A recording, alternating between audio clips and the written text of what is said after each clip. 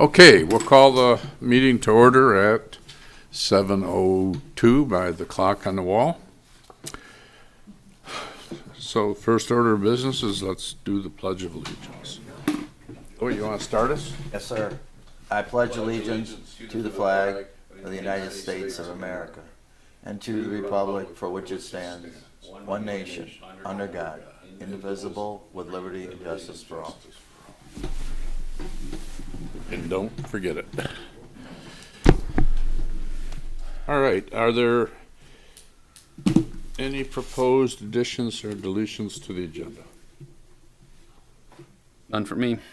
None. No, sir. Move to approve the agenda as submitted. Yep. We have to approve an extra set of minutes. Excuse me? We have to approve an extra set of minutes. Which ones? It is the minutes of the September 13th Special Police Commission meeting. Okay, do I Your have packet. a motion to add the September 13th meeting minutes under the approval of minutes? Motion. Second. All in favor? Aye. Motion to approve the agenda as amended. Motion. Can I have a motion to approve the minutes? Let's do one at a time. The August 15th, 2023. Motion to approve.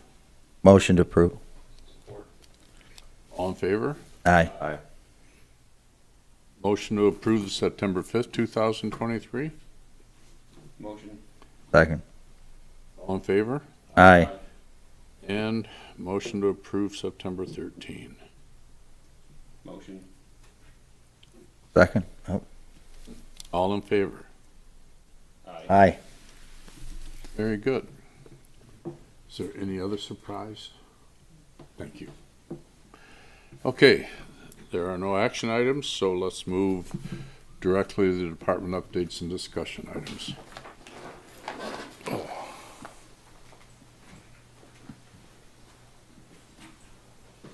Hello.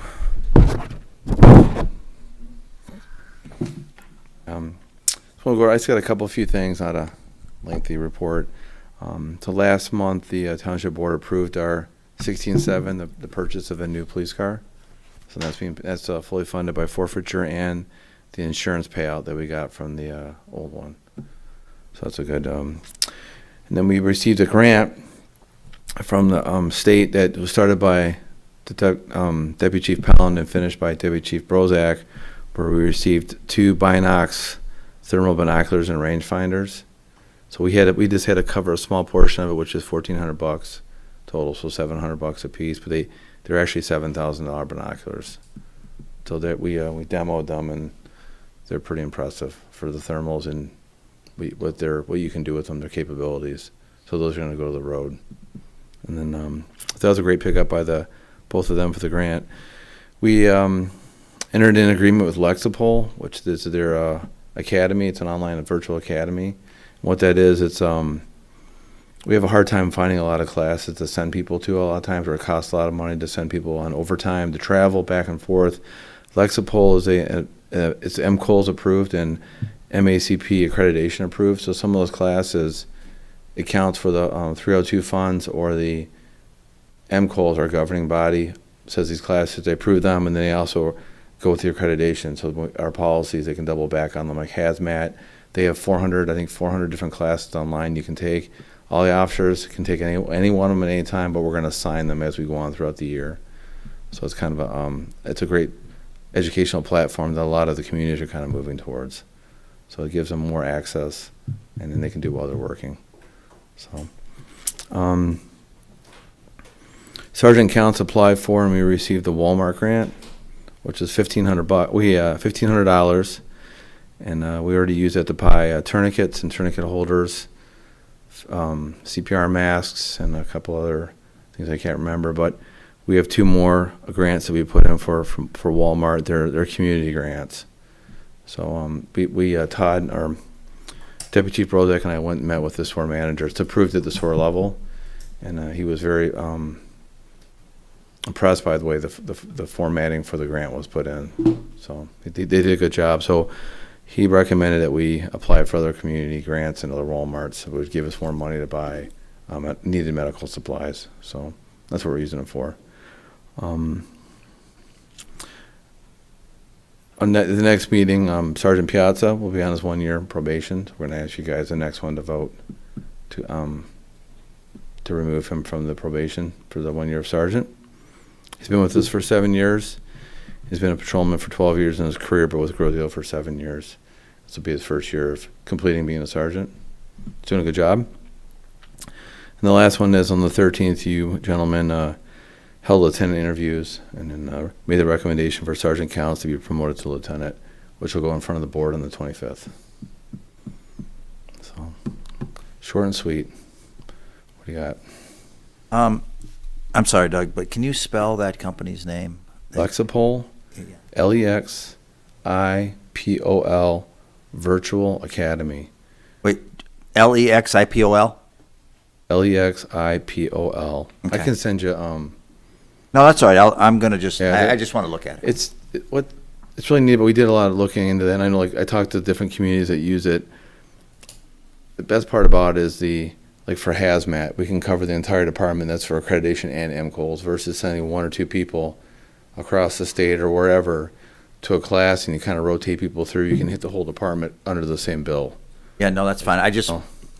wanted to review what it has. That's all. Yeah, offshore wellness. It has dispatch. It has a wide biohazard, a whole bunch of wide spectrum. That way I can do this in my report to them, or Yeah. back here. If you have any problems, just ask me. I'll send you a link, 'cause I think our access might be different than the general public. Oh, okay. I'm not sure on that one, though. But any more questions about department updates? Actually, yeah, one question.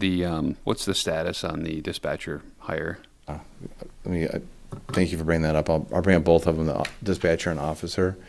The dispatchers, we have one position open, as you guys are aware of, and we moved 2 of them into the background stage.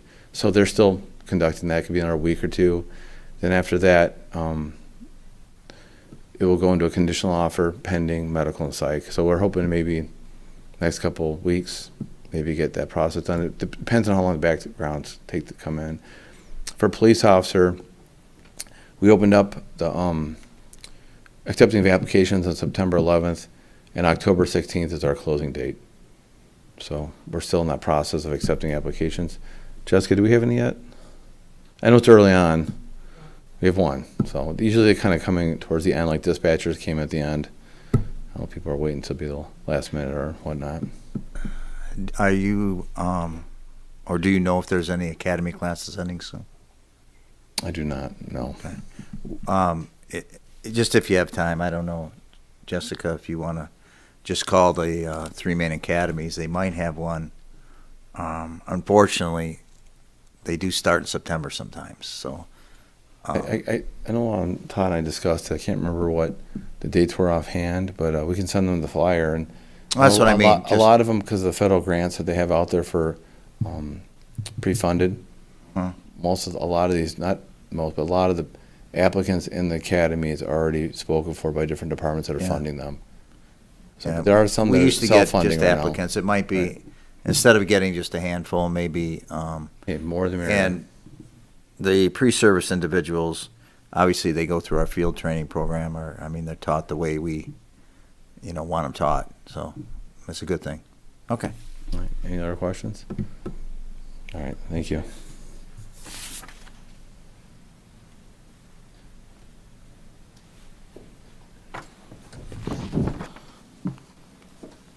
Evening. Evening.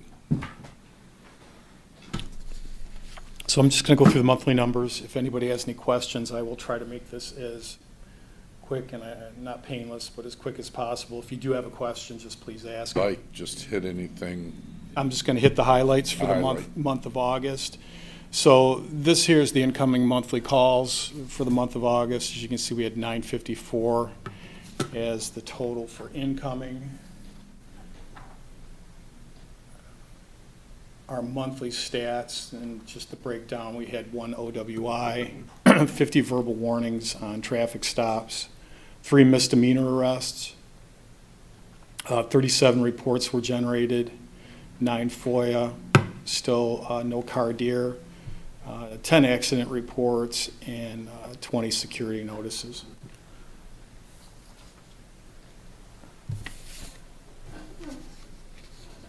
The Detective Bureau, the complaint and arrest report, 21 total complaints taken for the month. 7 of those were assigned to the DB.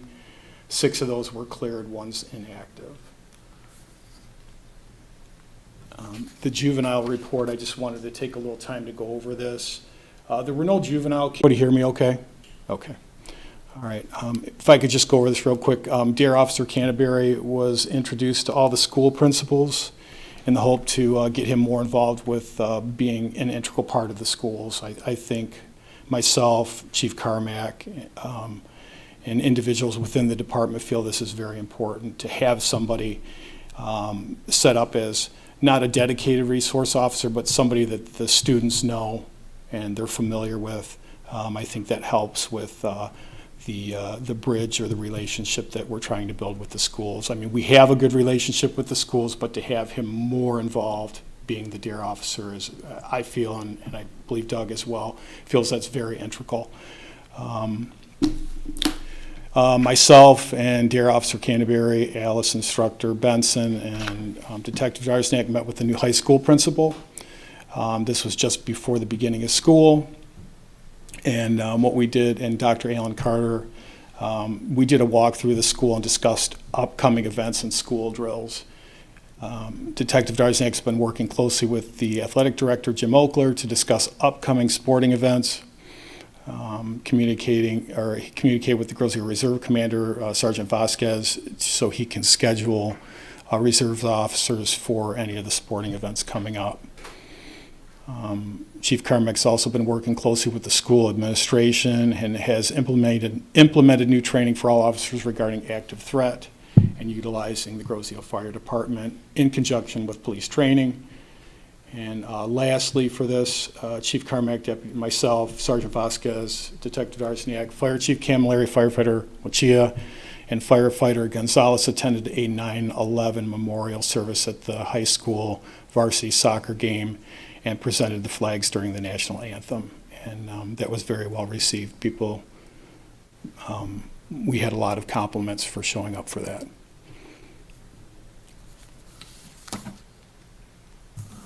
And the last, and this is probably one of the hot topics for the month, we had the 2 bridge strikes. One was on Tuesday, the 12th. That was the underpass on West River. We had a box truck, was higher than the clearance, and it shaved the top of the truck off. It hit the I-beams that go across. That individual was cited for careless, and it was deemed that bridge engineering came out, and I spoke with the deputy director and also the assistant director of Wayne County Roads, and they had engineering come out, said it's perfectly fine, it's safe for vehicle traffic. I know that was a question, people were worried, is it safe, is it not? It's safe. They had engineering check it out thoroughly. The second one, Wednesday the 13th, we had a vehicle going across. It was a dump truck carrying a front-end loader, or not a front-end loader, but a backhoe. If you're familiar with that piece of equipment, it has stabilizer bars that come out the back. Stabilizer bars exceeded the width of the trailer. When they passed the center span, the crow's nest or the bridge operator's booth, the stabilizing bar hit the stairwell going up to the bridge operator booth. Structurally, they said it wasn't an issue. Again, engineering came out. They said that the only thing that it impacted or caused damage to was the stairwell. They came out that night and replaced the stairwell. So, again, I don't want to say we dodged a bullet on that one, but they said everything was fine, and if it could have hit anything, that was probably the best thing that it could have hit. Any questions about that? No? Okay, and that is it for me. Any other questions for Todd? Very much. Thank you. I can do it. You want me to do it?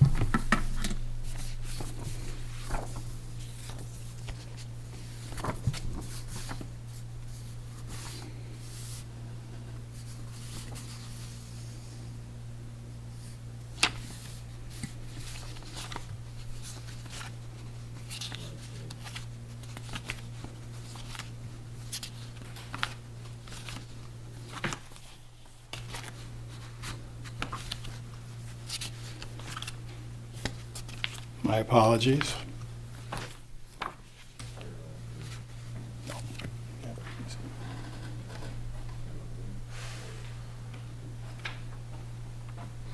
Okay, reserve report for August of 2023. Number of hours for the reserve unit logged was 36 hours. August 8th, they provided extra patrol during election hours. Also, the reserve unit received the LSU active shooter training for critical incident response. September events, September 23rd, the Yacht Club Lighthouse Swim Race, which is coming up this weekend. I can elaborate more on that if you'd like to know what that's about. And then coming up on the 29th, the high school homecoming event will be taking place, so they will be involved in both of those. The swim event, we have a fundraiser this weekend. Are we familiar? Have you heard about it? So, okay. Do you need me to elaborate or no? Good? Okay. All right. Now I am done. Thank you. Liaison report. I have nothing for the meeting today from the Township Board. Good. Can I have a motion to approve the monthly reports? So moved. Second. Second. All in favor? Aye. Aye. Okay, there being no one in the audience, there is no public comment.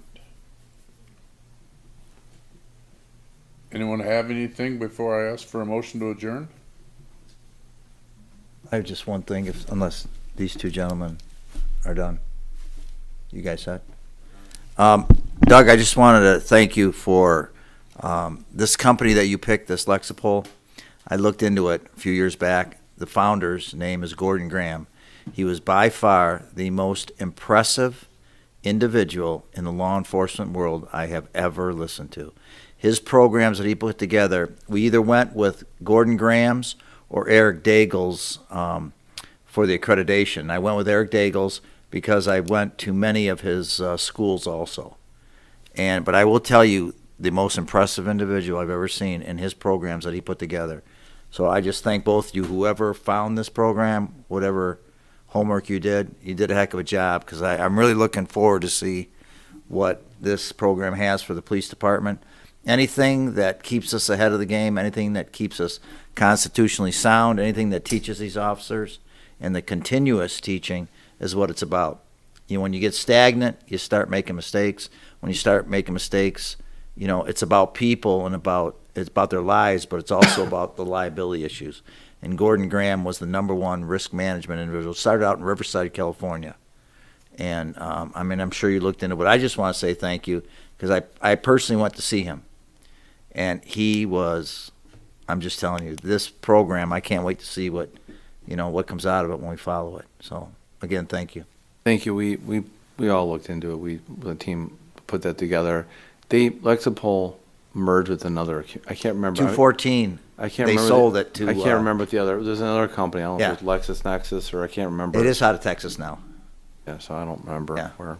But I hope they've kept up what Gordon Graham's set to do. That's all, because it still looks the same. When I went to the website, it showed exactly all the different things it had, and that's what Gordon Graham set up, and it was. Did you want the name? You said. it was LexisNexis. I can't remember the name of the other company. There was two of them, but Yeah, that doesn't matter. Okay, anyone else? Motion to adjourn? So moved. All in favor? Aye. Aye. Meeting's adjourned at 7:19.